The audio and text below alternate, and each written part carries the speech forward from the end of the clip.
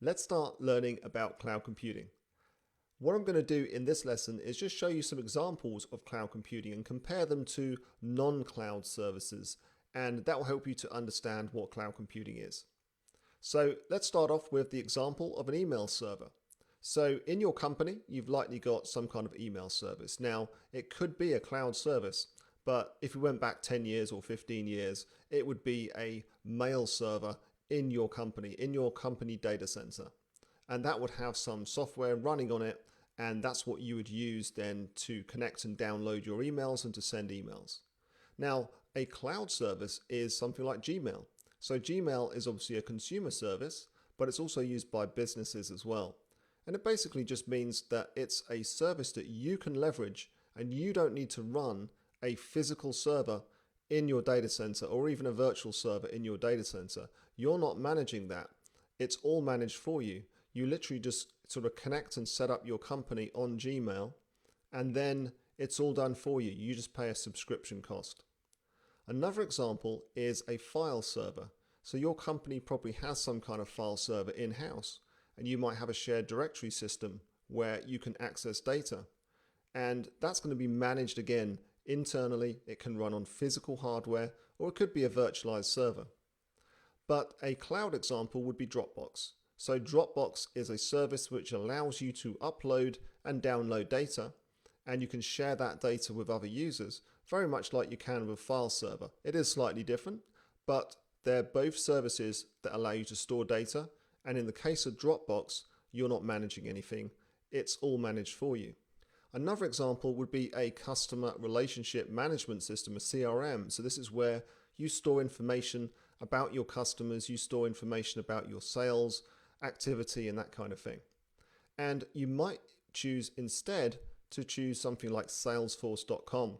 With Salesforce, you can leverage a cloud service, which means you don't have to manage any kind of application internally. So with cloud services, you don't own or manage the infrastructure on which the service runs. So you don't have to worry about servers. You don't have to worry about whether they're going to run out of CPU or memory or storage space. All of that's taken care of for you.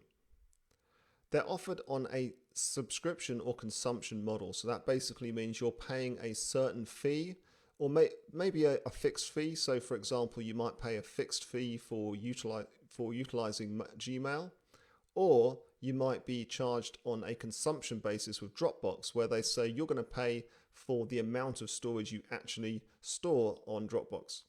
Cloud services also scale as demand changes. So for example, you don't have to worry about running out of storage space on Dropbox. You can just increase your allocation and you'll pay a bit more, but there's always going to be more capacity there. They make sure that you don't have to worry about capacity, so your applications can scale and your data can scale really easily. So let's have a look at a few of the key characteristics of cloud computing. And if you do a Google search for cloud computing characteristics or cloud computing definition, this is what you're going to find. So firstly, we have an on-demand self-service, and that basically means that the user can consume the cloud resources as much as they need and automatically. So there shouldn't be human interaction. You shouldn't need to, contact someone, send them an email and say, I need more storage space. It should happen automatically. You should be able to do it either programmatically or through some kind of console and say, I want a bit more storage space. Broad network access. So in this case, what this means is that the capabilities of the cloud service are available over a network using standard mechanisms, so standard protocols which all computers can be able to talk. Now, typically cloud services will be available over the internet, or they could be available over what's called a wide area network. So that's usually a network that connects different parts of a company. We then have resource pooling. So what this means is we have something called multi-tenancy in the cloud. And that means that you're generally consuming a service that runs on underlying infrastructure. So the physical infrastructure and the software that runs on top of that is actually shared across multiple customers. So if you're using Amazon Web Services or Dropbox or any of those kind of cloud computing providers, you'll generally find that your service is running on the same underlying hardware as other customers, other users who are using that service. And that means that they can pool those resources. So they can have large amounts of compute capacity and storage capacity, and it's all pooled, so it's all available for use. And then that can be used in a multi-tenant model by multiple customers. We then have rapid elasticity. So elasticity is all about scaling.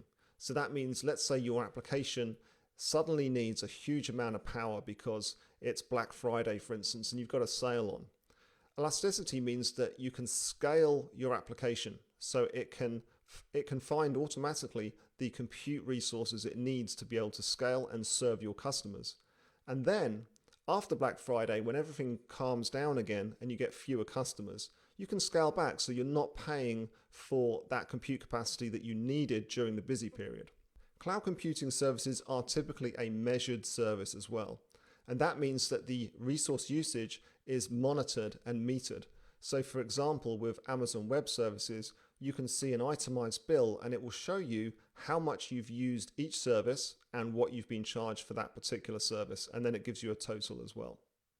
So that's a quick primer on the basics of cloud computing. We've got much more to cover. So I hope you enjoyed that, and I'll see you in the next lesson.